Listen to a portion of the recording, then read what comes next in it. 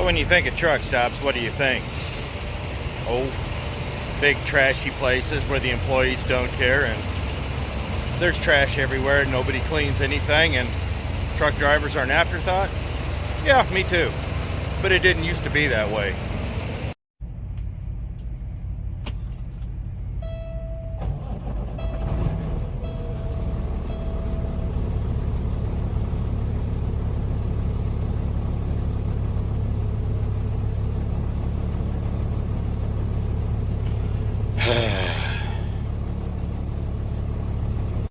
I'm here at the Loves in St. Joe tonight, and this place has undergone a lot of changes. They have made the parking lot bigger. I'm not gonna lie, I like that part, but the inside of the store hasn't gotten any better. And well, ever since Loves took over Speedco, everything else is a Speedco, and it's usually just a bunch of crap. But on a bright note, I know there's Mexican food over here behind the stairs. That was a big dog. I hope that was a dog. We got a path to Mexican food, so life is good. But these truck stops dumping most of their food choices and wanting you to go to one of their restaurants. I like to park places where I can actually find something decent to eat.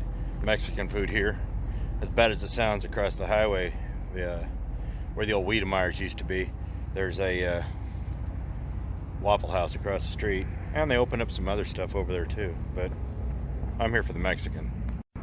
It would appear we found it. Well, that was really good. So, and we'll make our way back up to the truck.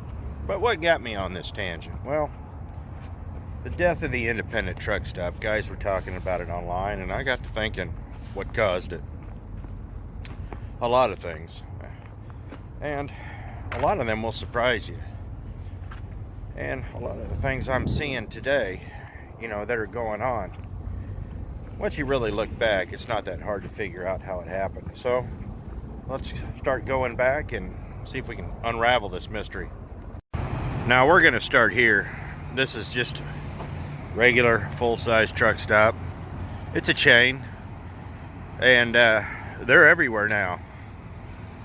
And this is kind of the result of, well, good planning and an idea, but it's kind of taken on a life of its own, and some of these places have gotten a little ridiculous. Now, a lot of these chains got big because they bought existing truck stops, or they bought smaller chains, and cash talks. So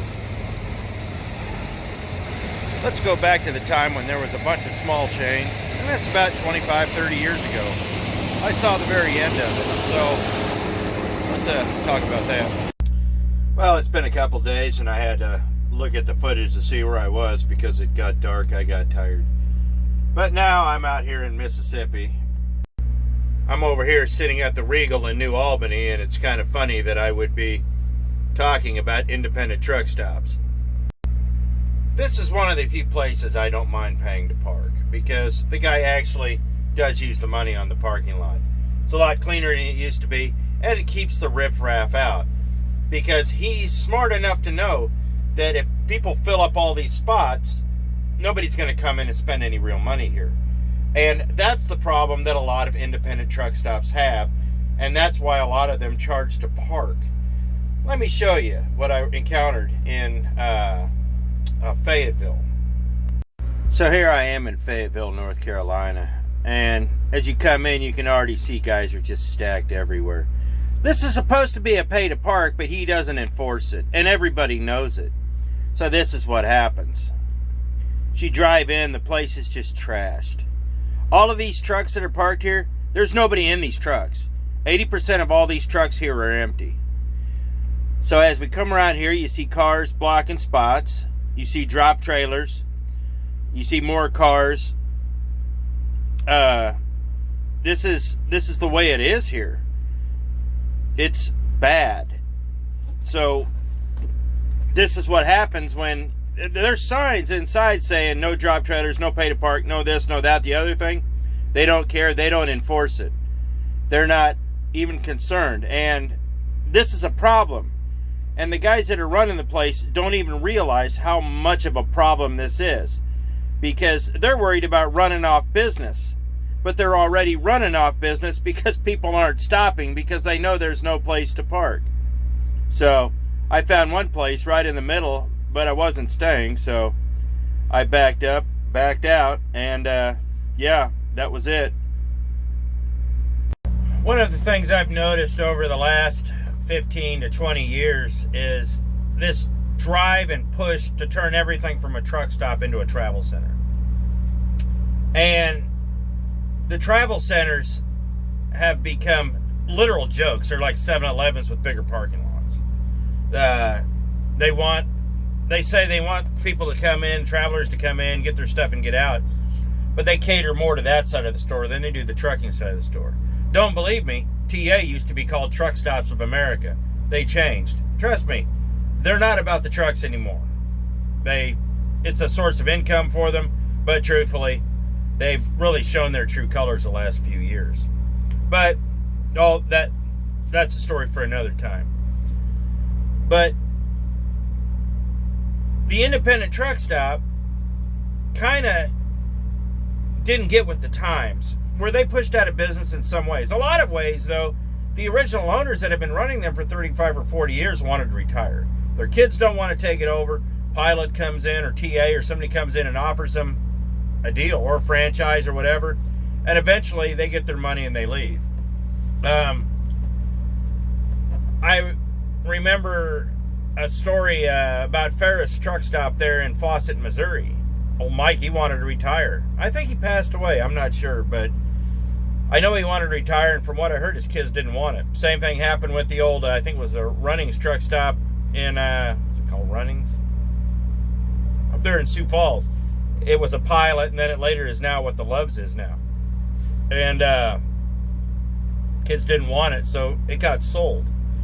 And the part that really irritates me the most is that everybody laments the passing of it, but the first thing you read on social media is, well, I haven't been there in years. Well, it's too bad it's gone. Well, maybe if you'd been going there and spending some money there, it wouldn't be gone. But I could go on an hour about that. But, you know, they just couldn't offer the discounts and stuff, but they needed to offer other things. And I'll get back to that.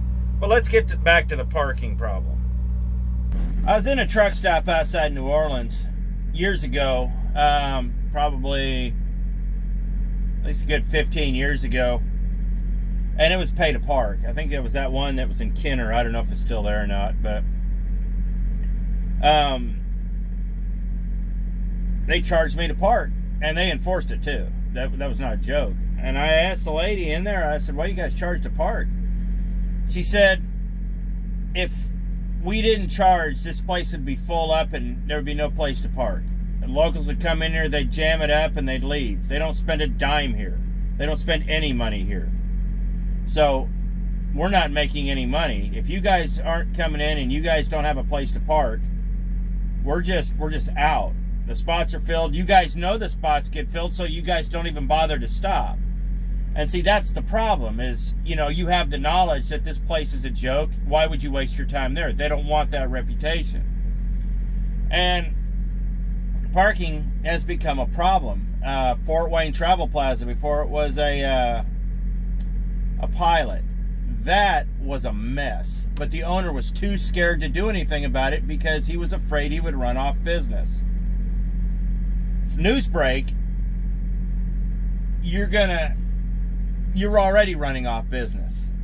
I wish I had some pictures of it, but I'll tell you the story about it.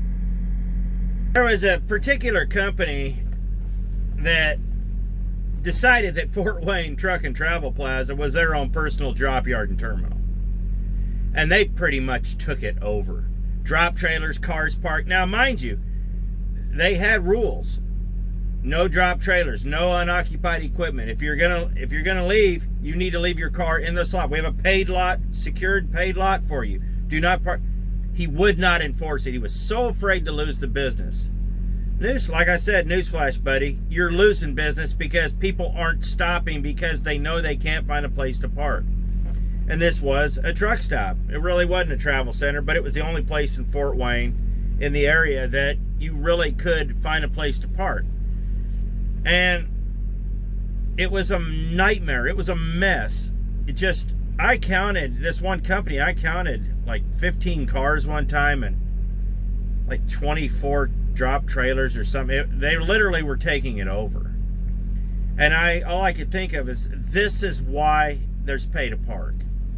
And as much as I hate to say this, that pay to park in situations like this makes sense, because it opens it up for people who actually need it. And I've said this before, and people will argue with me. It's not the truck stop's job to provide you with a place to park. If they got a space open, great. If they don't, sorry. They don't owe you a place to park. They don't owe me a place to park. It's just, if I get lucky, if I find a place to park, cool. But that's a hard concept for a lot of people to understand. And most of these places, like I've said, parking is a secondary concern to everything else that's going on in the truck stop. This guy eventually ended up selling Fort Wayne. It became a Pilot. And it was a neat truck stop. Had a nice restaurant in it. Had a great convenience store and all that. But with time, you could kind of see it starting to get run down. And I'll explain that. Years ago, one of the places I used to love to go was Monteagle Truck Stop. The truck stop on top of Monteagle. Back when it was a Citgo. I think it used to be a 76, and then when 76 sold out, and anyhow, there was a couple things up there one time, but you know, the old Citgo up on top of the hill. It was kind of a neat old place. Had an old trashy restaurant, old trashy waitresses, and had a repair shop, a cat scale, and don't get me wrong, it was a little run down. I mean, you could stand at the urinal and stare through the holes in the wall to the outside, and occasionally hear snickering. But it was an independent, but you could see it starting to get run down. Now, the truck stop in Monteagle had a legendary past. It was one of those go-to places where all the stars in Nashville stopped, and you know, it was just one of those things they wrote a lot of songs about and whatnot back in the early days of country. But towards the end, you could tell the lady had it up for sale, and she wasn't putting any more money into it. I don't think any of her family wanted it, the owner. And it just started getting run down, and they started buying just the bare minimums of things like that, and it just started, you could see the end was in sight. You were hoping somebody would buy it and fix it up and open it up, and that wasn't to happen. They bought it, somebody bought it, tore it down, built a Wilco out of it, and then Pilot bought all the Wilco Hess truck stops. Now it's a Pilot, and now it's a dumpy Pilot. It's not enjoyable. They are building a Petro up there. But the only reason I really stop up there is because there are some good food options around there. And I do like going out there for Chinese food. They do sell beer. And there's a restaurant behind there, but it's anybody's guess if it's open or not. There used to be a massage parlor back there, but it was raided. So I saw the same thing happening that I saw in Monteagle. I saw the same thing happening at Ferris's in Fawcett, Missouri. There towards the end, the restaurant was leased to space. The restaurant turned into a dump. You know, everybody's like, it had great food, No, you couldn't hardly get served there anymore. It was leased space. Nobody there wanted to work. And, because I asked the lady in the store about that, she's like, no, that's leased. That's not us anymore. It was leased. And, so they hadn't had anything to do with the restaurant for quite some time. And that restaurant that was there turned into a joke. Well, word gets around. So, the restaurant is usually a big draw in a truck stop, especially for truck drivers. And a lot of the locals come in there to eat. But there towards the end, no. But then when you went into the convenience store, they had one small section of really crappy coffee. Literally one area where there was food and drinks. It was that very narrow area over there by the windows in front of it. But the rest of it was just dead space. And it was filled up with a bunch of worthless crap you'd find at Stuckey's. Like cheap tools and bargain bins of things. They were just getting whatever they could to fill the space. Which was sad because it was a lot of good space. There was a lot of things that you could have done with it. But when the owners decide to sell and nobody wants it, well, it gets torn down and a pilot gets built, which is exactly what happened. Wow, that's 2 in a row. But the independent truck stop, that's what's happening. They are slowly but surely getting absorbed. Now, I saw a lot of chains get absorbed too. One of the recent acquisitions I've seen happen, it was the TA has started doing the TA Expresses, and they took over a bunch of coffee cup truck stops. They've taken over a bunch of other little truck stops here and there and everywhere. They're on a buying spree right now. I think they're trying to catch up. They have turned the Petro into a joke. The Petro has become a very undesirable place to be, and a lot of these TAs have become too. And so what happens is a lot of these small chains, these guys like used to be a little bunch of Huskies all around, and the Flying J back in the day bought them up. That's why, like in Lyman, Colorado, or Julesburg, those little tiny Flying J's back in the late 90s, early 2000s, those were Huskies from what I understand. I remember going to the 76, and there was a 76 and the TA in Ontario. I remember and then TA had bought 76. Well, the 76s all went away. Well, the TA had also bought Burns Brothers. And so you had a lot of these big chains going through and just buying everything up. Well, when the TA bought the 76s, they kept half of them and let half of them go. They sold out the ones they didn't want. And then you started having urban, they stayed open, a lot of them did, but then you started having urban expansion. It wasn't that the cities hated truck stops, it's that the developers had the city officials in their pockets and they wanted the property. It's just like airports that are there for 50 years and then the city builds up around them, and then suddenly people are complaining about the noise. Stapleton in Denver was like that. Yeah, the whole city grew up around them. They forced the Air Force Base out. They forced Stapleton to leave. I swear the last plane was taking off and they had a bulldozer coming in behind the last plane. It's just urban sprawl. But, you get out there to LA and all the old little truck stops, they're all disappeared. I used to go to Trucktown in Fontana. That was my place. Great food, great place to go. You didn't want to park on the back row, though. You'd get robbed, or that's where stolen trucks showed up there a lot. But a lot of these independents just disappeared, but through urban expansion and things of that nature, they didn't have the money to fight. The TA in San Diego disappeared. Why did it disappear? Did they hate trucks? Well, maybe down there they did. But when you're sitting on 20 acres of prime real estate, some developer's going to offer you the right amount of money and you're going to sell. They all do. But how does this pertain to the independent? Well, the independent just couldn't fight, or they just wouldn't fight, so they sell out. And then you get what we have now, a bunch of old dumpy little truck stops, or a bunch of dumpy little truck stops that are getting torn down and replaced by chains. Where am I going in this video? I'm not sure, but I'm just trying to address some questions that I keep seeing pop up on Facebook. Everybody's lamenting the death of the independent, but y'all didn't spend any money there. Well, I'll tell you why. You didn't spend any money there because there was no reason to be there. You could trace a lot of this back, and we could talk about deregulation and all that, but when the independents started going away and super trucks started getting these fleets, these super truck fleets, Swift, England, Snyder, Dick Simon, all those from the day, J.B. Hunt, whatever, they started getting massive discounts from the big chains. So that's where these guys went. And a lot of these guys were on such time constraints, they weren't going to make 4 or 5, 6 or 7 different stops.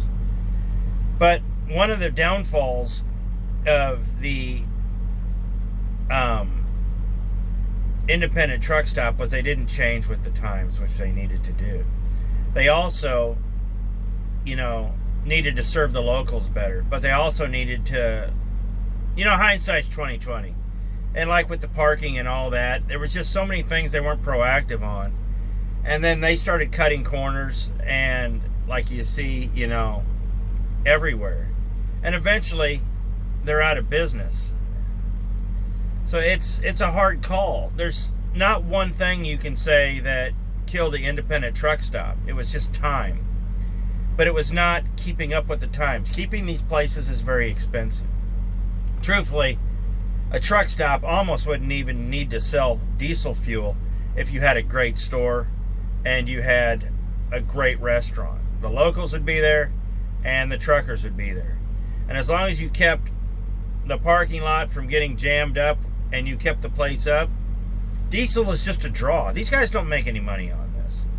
And you know, you see there and you sit there and say, well, yeah, this, that, and the other thing. Well, if you ever look at your discounts on your ComData and all that other stuff, you sit there and you compare it to what you're paying cash prices, you're usually just a few cents off. You're getting a discount, but they're jacking the price up to give you the discount down, so basically you're paying what you'd be paying across the street anyways in a lot of cases. But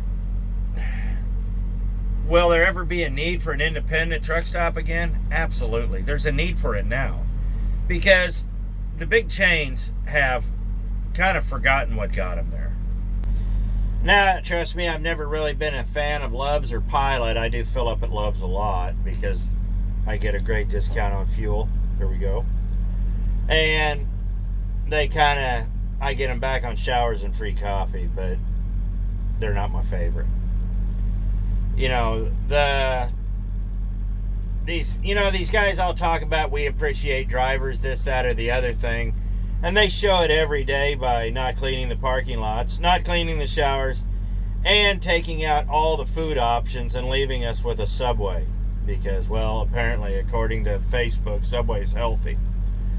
But, you know, it didn't used to be that way. The restaurants were a real thing. But so many of these big chains have gotten to the point where they don't want restaurants. And they're doing exactly what I described in Ferris's. They're taking all the space and they're leasing it out. And, well, you know, I had somebody describe this to me, and I may be wrong, but back when the Flying J was taken over by the Pilot, the story was that the Flying J still owned all the buildings, the Pilot owned all the fuel, and they leased the restaurants. And something of that nature. But I see that a lot. And I don't, you know, but as time went on, you started seeing, you know, everything being taken over by one. Now, if you go into a lot of these big name truck stops, what you end up seeing is on the board is this is owned by this or this is owned by this. But when you really start looking, it's got a parent company. The parent company, like, for instance, is the TA, but then the TA has a franchise that owns the fast food, and then they this, that, and the other thing, and it's a mess. But now what I'm seeing in TAs and Petros, well, in TAs, the restaurants are just going away. And then Petros, they're turning into IHOPs, and I think a Golden Corral here or there, I'm not sure. You know, but for the most part, all the food, you know, it's getting harder to eat out here. Everybody talks about driver health being very important. Well, these places aren't helping. It's the cheapest crap in the world. There's nothing to eat but cheap crap or crap filled with sugar. And none of it's healthy. It's all deep fried. It's all made in a corner. It's all... There's nothing healthy about any of this. They're not interested in driver's health. That's something they say to bring people in. They say a Subway is healthy. Well, if you've ever looked at the research, the only way a Subway is healthy is if you do like this, this, and this, and there's no vegetables on it, there's no mayonnaise on it, there's no, yeah, it's a joke. There I go ranting again. But I don't know what to do about it. It's getting harder and harder to eat out here. It's getting harder to do anything out here, really, just because the independents are gone. A lot of the places I like to park were gone. And a lot of the chains have started, you know, they're putting in tire stores. We're losing parking lots. You know, boy, this could be a whole nother video, honestly. So it's been a couple of days, and I've been thinking about how to finish this video. I've been working nights and I didn't have a chance to finish it. until now. I'm over here in Perrington, Texas.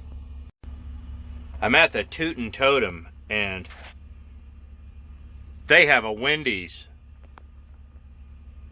I could have gone across the street, and they have a Subway.